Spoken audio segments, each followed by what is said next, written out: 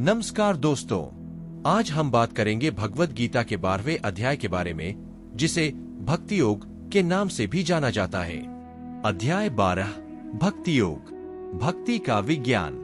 इस छोटे अध्याय में आध्यात्मिक साधनाओं के अन्य मार्गों की अपेक्षा भक्ति मार्ग की सर्वोत्कृष्टता के महत्व पर प्रकाश डाला गया है।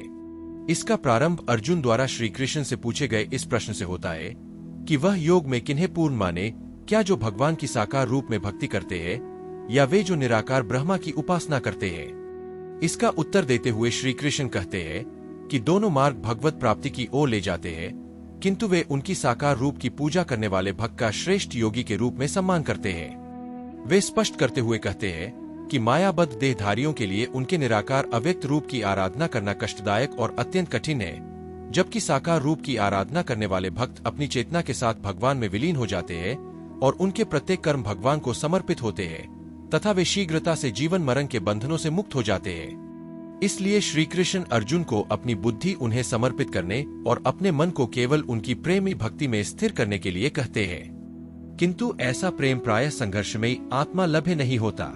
इसलिए श्री कृष्ण अन्य विकल्प देते हुए कहते हैं कि यदि अर्जुन तुरंत अपने मन को पूर्ण रूप से भगवान में एकाग्र करने की अवस्था प्राप्त नहीं कर सकता, तब उसे निरंतर अभ्यास द्वारा पूर्णता की अवस्था को प्राप्त करने का प्रयास करना चाहिए। भक्ति कोई रहस्यमयी उपहार नहीं है, इसे निरंतर प्रयास से पोषित किया जा सकता है। यदि अर्जुन इतना भी नहीं कर सकता, तब भी उसे पराजय स्वीकार नहीं करनी चाहिए, अपितु इसके विपरीत उसे केवल श्री कृष्ण के सुख के लिए अपने कर्तव्यों का पालन करना चाहिए। यदि उसके लिए ऐसा करना भी संभव नहीं है, तब उसे अपने कर्म फलों का त्याग कर देना चाहिए और अपनी आत्मा में स्थित हो जाना चाहिए। अब श्री कृष्ण बताते हैं कि लौकिक कर्मों से श्रेष्ठ ज्ञान अर्जन करना है और ज्ञान अर्जन से श्रेष्ठ ध्यान है और ध्यान से श्रेष्ठ कर्म फलों का त्याग करना है, जो तुरंत परम शांति प्राप्त करने के मार्ग की ओर ले जाता है। इस अध्याय के शेष श्लोकों में उनके प्रिय भक्तों के अद्भुत गुणों का वर्णन किया गया है, जो भगवान को अत्यंत प्रिय है। भागवत गीता 12.1 अर्जुन ने पूछा, आपके साकार रूप पर दृढ़ता पूर्वक निरंतर समर्पित होने वालों को या आपके अव्यक्त निराकार रूप की आराधना करने वालों में से आप किसे योग में पूर्ण मानते हैं? भागवत गीता 12.2 आनंद में भगवान ने कहा, वे जो अपने मन को मुझ में स्थिर करते हैं और सदैव दृढ़ता पूर्वक पूर्ण श्रद्धा के साथ मेरी भक्ति में तल्लीन रहते हैं, मैं उन्हें सर्वश्रेष्ठ योगी मानता हूँ।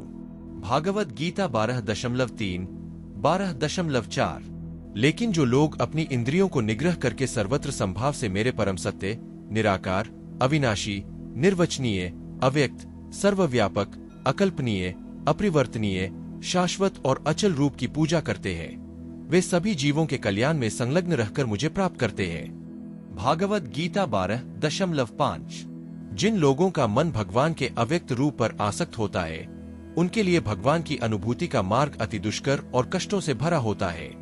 अव्यक्त रूप की उपासना देहधारी जीवों के लिए अत्यंत दुष्कर होती है।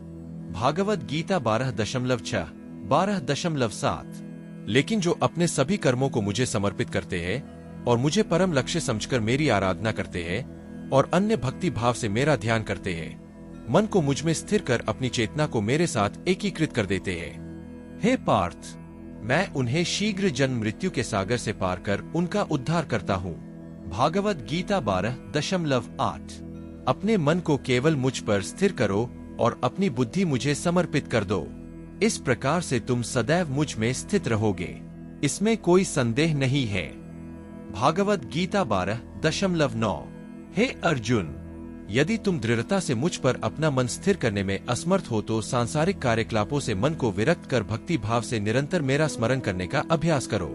भागवत गीता 12.10 यदि तुम भक्ति मार्ग के पालन के साथ मेरा स्मरण करने का अभ्यास नहीं कर सकते, तब मेरी सेवा के लिए कर्म करने का अभ्यास करो, इस प्रकार तुम पूर्णता की अवस्था को प्राप्त कर लोगे। भागवत गीता 12.11 यदि तुम भक्तियुक्त होकर मेरी सेवा के लिए कार्य करने में असमर्थ हो, तब अपने सभी कर्मों के फलों का त्याग करो और आत्मस्थित हो जाओ। भागवत गीता 12.12 शारीरिक अभ्यास से श्रेष्ठ ज्ञान है, ज्ञान से श्रेष्ठ ध्यान है और ध्यान से श्रेष्ठ कर्म फलों का परित्याग है और ऐसे त्याग से शीघ्र मन को शांति प्राप्त होती है। भागवत गीता 12.13 12.14 जो किसी प्राणी से द्वेष नहीं करते, सबके मित्र है, दयालु है। ऐसे भक्त मुझे अति प्रिय है, क्योंकि वे स्वामित्व की भावना से अनासक्त और मिथ्या अहंकार से मुक्त रहते हैं, दुख और सुख में संभाव रहते हैं और सदैव क्षमावान होते हैं। वे सदा तृप्त रहते हैं, मेरी भक्ति में दृढ़ता से एकीकृत हो जाते हैं। वे आत्म संयमित होकर दृढ़ संकल्प के साथ अपना मन और बुद्धि मुझे समर्पित करते हैं। भागवत गीता 12.15। वे जो किसी को उद्विग्न करने का कारण नहीं होते और नहीं किसी के द्वारा व्यथित होते हैं, जो सुख दुख में संभाव रहते हैं, भय और चिंता से मुक्त रहते हैं, मेरे ऐसे भक्त मुझे अति प्रिय हैं। भागवत गीता 12.16। वे जो सांसारिक प्रलोभनों से उदासीन रहते हैं, बाह्य और आंतरिक रूप से शुद्ध, निपुण, चिंता रहित, कष्ट रहित और सभी कार्यकलापों में स्वार्थ रहित रहते हैं, मेरे ऐसे भक्त मुझे अति प्रिय है। भागवत गीता 12.17। वे जो न तो लौकिक सुखों से हर्षित होते हैं और न ही सांसारिक दुखों से निराश होते हैं, तथा न ही किसी हानि के लिए शोक करते हैं एवं न ही लाभ की लालसा करते हैं, वे शुभ और अशुभ कर्मों का परित्याग करते हैं। ऐसे भक्त जो भक्ति भावना से परिपूर्ण होते हैं, मुझे अति प्रिय है। भागवत गीता 12.18, 12.19। जो मित्रों और शत्रुओं के लिए एक समान है, मान और अपमान, शीत और ग्रीष्म, सुख तथा दुख में संभाव रहते हैं, वे मुझे अति प्रिय है। जो सभी प्रकार के कुसंग से मुक्त रहते हैं, जो अपनी प्रशंसा और निंदा को एक जैसा समझते हैं, जो सदैव मौन चिंतन में लीन रहते हैं, जो मिल जाए उसमें संतुष्ट रहते हैं, घर गृहस्थी में आसक्ति नहीं रखते, जिनकी बुद्धि दृढ़ता पूर्वक मुझ में स्थिर रहती है और जो मेरे प्रति भक्तिभाव से परिपूर्ण रहते हैं, वे मुझे अत्यंत प्रिय है। श्री कृष्ण भक्तों की 10 अन्य विशेषताओं का वर्णन करते हैं। भागवत गीता 12.20।